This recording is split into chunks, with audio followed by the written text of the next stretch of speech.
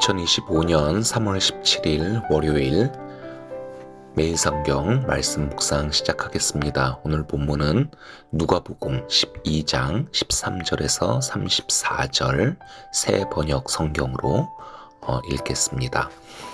무리 가운데서 어떤 사람이 예수께 말하였다. 선생님, 내 형제에게 명해서 유산을 나와 나누라고 해주십시오. 예수께서 그에게 말씀하셨다. 이 사람아, 누가 나를 너희의 재판관이나 분배인으로 세웠느냐? 그리고 사람들에게 말씀하셨다. 너희는 조심하여 온갖 탐욕을 멀리하여라. 재산이 차고 넘치더라도 사람의 생명은 거기에 달려있지 않다. 그리고 그들에게 비유를 하나 말씀하셨다. 어떤 부자가 밭에서 많은 소출을 거두었다. 그래서 그는 속으로 내 소출을 쌓아둘 곳이 없으니 어떻게 할까 하고 궁리하였다. 그는 혼자 말하였다. 이렇게 해야겠다. 내 곡간을 헐고서 더 크게 짓고 내 곡식과 물건들을 다 거기에다가 쌓아두겠다. 그리고 내 영혼에게 말하겠다. 영혼아, 여러 해 동안 쓸 많은 물건을 쌓아두었으니 너는 마음 놓고 먹고 마시고 즐겨라. 그러나 하나님께서 말씀하셨다. 어리석은 사람아, 오늘 밤에 내 영혼을 내게서 도로 찾을 것이다.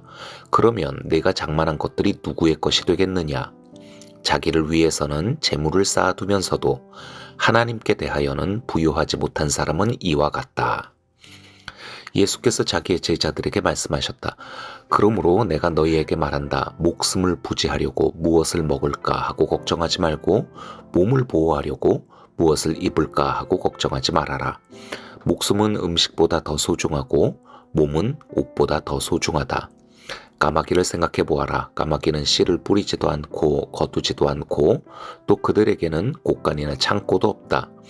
그러나 하나님께서 그들을 먹여주신다.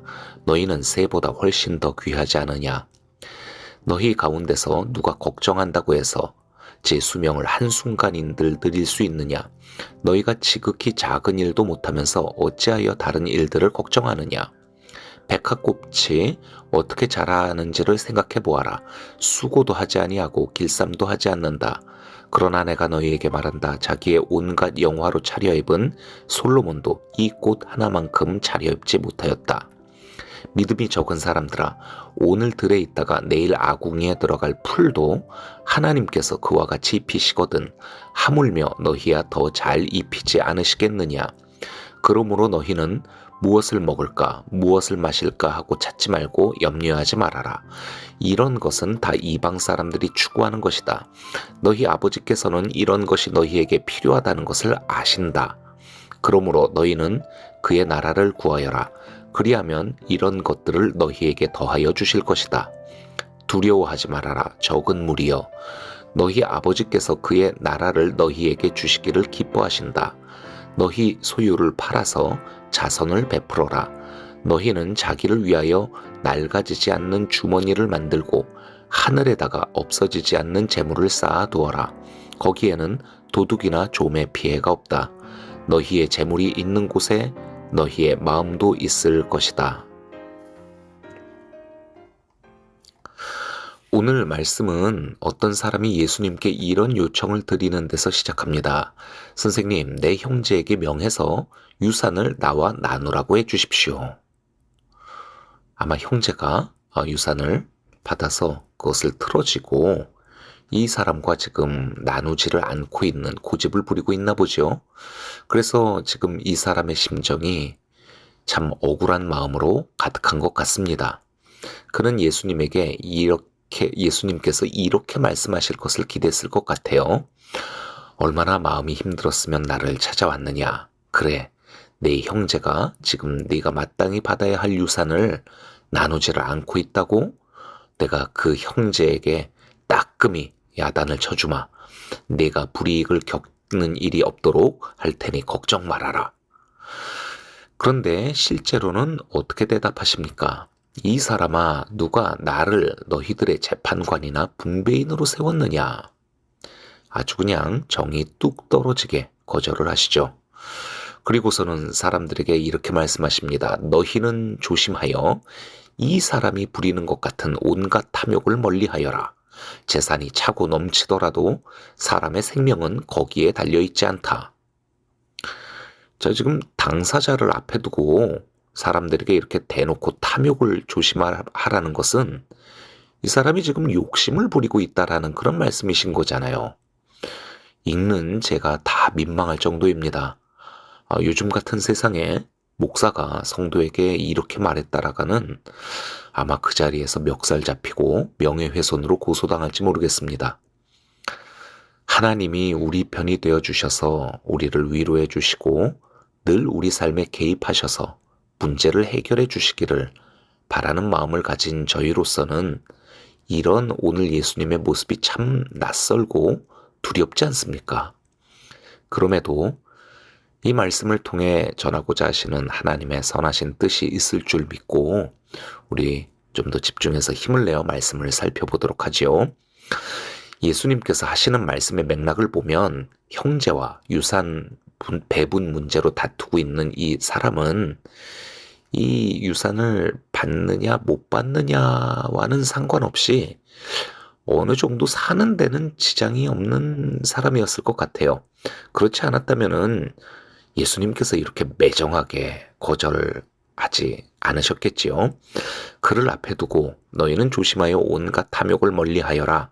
재산이 작고 넘치더라도 사람의 생명은 거기에 달려있지 않다고 하신 이 말씀을 보면은 그는 이미 좀 넉넉한 형편에 살고 있고 거기에 이번에 유산을 받아서 재산을 더 늘릴 수 있었는데 그게 잘 되지 않아서 열받아서 예수님을 찾아왔던 게 아닐까 싶습니다.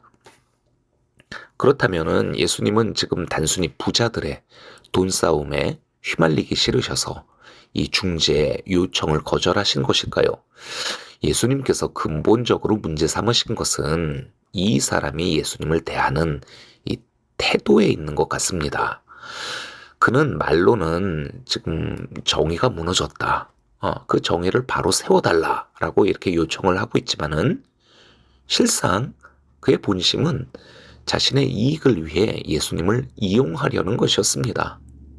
예수님은 그의 이익을 실현해주는 도구 노릇을 해주는 것이라기보다는 당신이 그에게 줄 수 있는 가장 크고 중요한 진짜 유익이 무엇인지를 알려주시려고 지금 이 요청을 들어주시지 않으신 거죠.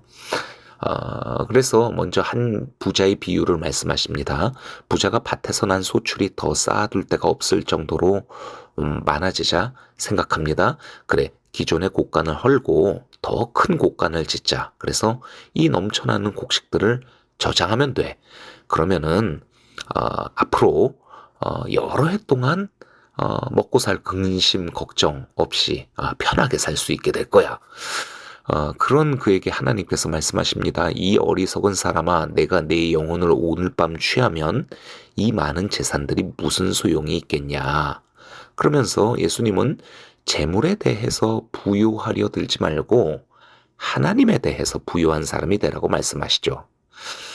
그런데 자, 이 비유의 말씀도 좀 어렵지 않습니까? 아니, 밭에 소출이 많아져서 이걸 어떻게 할까? 창고를 더 지어야 할까? 이렇게 생각하는 게 오늘 밤 내 목숨을 취하리라. 이런 소리를 들을 만큼 이게 잘못한 것인가요? 예수님의 말씀의 의도와 핵심이 무엇인지 이어지는 말씀을 더 봐야 이해가 될 것 같습니다. 22절 이후를 보면은 예수님은 염려에 대해서 말씀하십니다. 목숨을 부지하려고 무엇을 먹을까? 몸을 보호하려고 무엇을 입을까? 걱정하지 말아라. 25절에서 예수님은 걱정을 한다고 수명을 한순간이라도 늘릴 수 있겠느냐라고 하시면서 29절, 30절에서 이렇게 말씀하시죠. 그러므로 너희는 무엇을 먹을까? 무엇을 마실까 하고 찾지 말고 염려하지 말아라.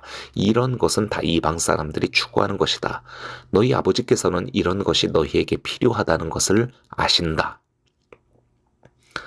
자, 지금 예수님이 어떤 것들을 강조하고 계십니까? 지금까지 하신 이 말씀들을 정리하면서 예수님의 이 전체적인 큰 그림을 한번 그려볼까요?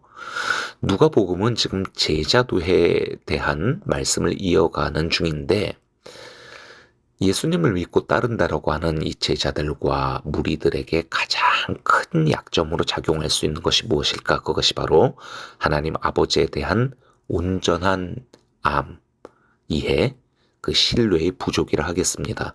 예수님은 이것을 믿음이 적은 자들아라는 말로 표현하셨죠. 하나님에 대한 신뢰가 부족하게 되면 스스로의 노력으로 문제를 해결하려 들게 되고 그러면서 염려와 근심이 늘게 됩니다.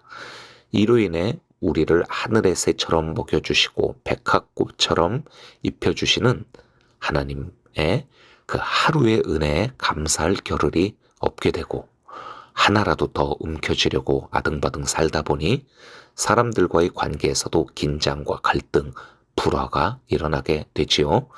예수님께 나온 이 사람을 보십시오. 사는데 문제가 없음에도 형제와 소송을 하는 것은 더 갖지 못함에 대한 근심 때문이죠. 비유로 말씀하신 부자를 보십시오.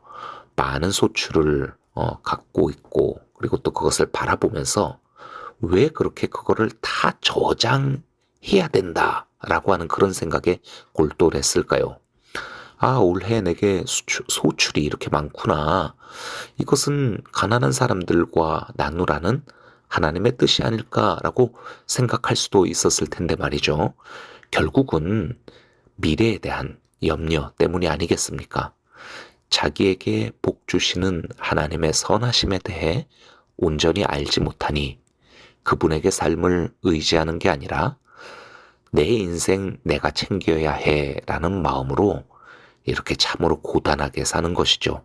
이런 모습을 예수님은 이방인과 같다고 하셨고 성경의 다른 표현으로는 고아와 같다라고 합니다. 하나님께서는 당신의 사랑하는 자녀들과 백성들이 이렇게 고아와 같이 이방인같이 살아가는 것을 가장 안타까워하십니다. 그래서 결론적으로 29에서 31절에서 이렇게 말씀하십니다.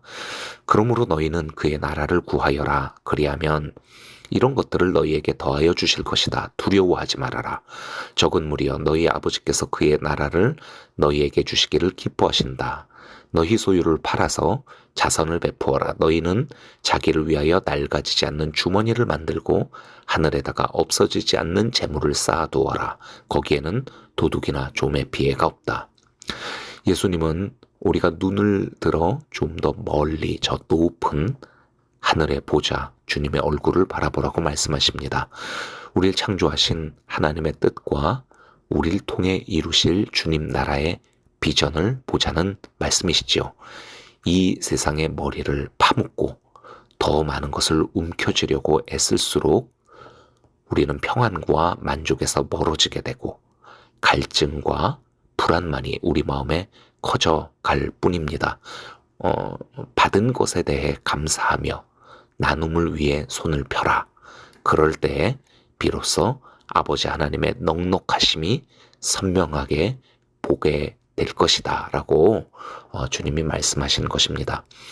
오늘도 삶의 현장에서 많은 억울하고 불리한 상황, 그런 일들을 겪고 계신 우리 성도님들의 모습을 주님께서 응원하고 계신 줄 믿습니다. 거짓말하고 속이면서 손해를 주고 자기 이익을 챙기려 하는 그런 사람들을 대할 때마다 얼마나 스트레스 받고 힘드십니까? 물론 오늘 말씀은 그런 일을 당할 때 그냥 호구처럼 그렇게 살라는 말씀은 아닙니다. 부당한 일에 대해서는 우리가 적법하게 그리고 또 건강하게 대응해야겠지요. 오늘 말씀은 우선순위에 대한 말씀이 아닌가 생각됩니다. 무엇보다 소중한 것, 그것이 무엇일까? 우리가 하나님을 선하고 신실하신 하나님으로 믿고 신뢰하는 것이며 무엇보다 지켜야 할 것은 주님께서 우리에게 주신 정체성과 사명이겠지요. 이익과 손해에 대해서 너무 민감하게 혈기를 가지고 대응을 하다 자칫 하나님에 대한 신뢰에서 멀어지게 되고 하나님께서 창조하신 우리 본연의 모습을 잃어버리는 일이 일어나지 않도록 이방인과 고아와 같이 정말 나 외에는 의지할 데 없는 그런 고단하고 불쌍한 존재로 살지 않기를 바라시는 우리 아버지 하나님의 우리를 향하신 마음을 또 우리 마음에 새기며 그렇게 살아가는 우리가 되길 이 시간 간절히 함께 기도하였으면 좋겠습니다. 제가 기도합니다. 하나님 아버지, 하루하루 살아가는 것이 참 쉽지 않습니다.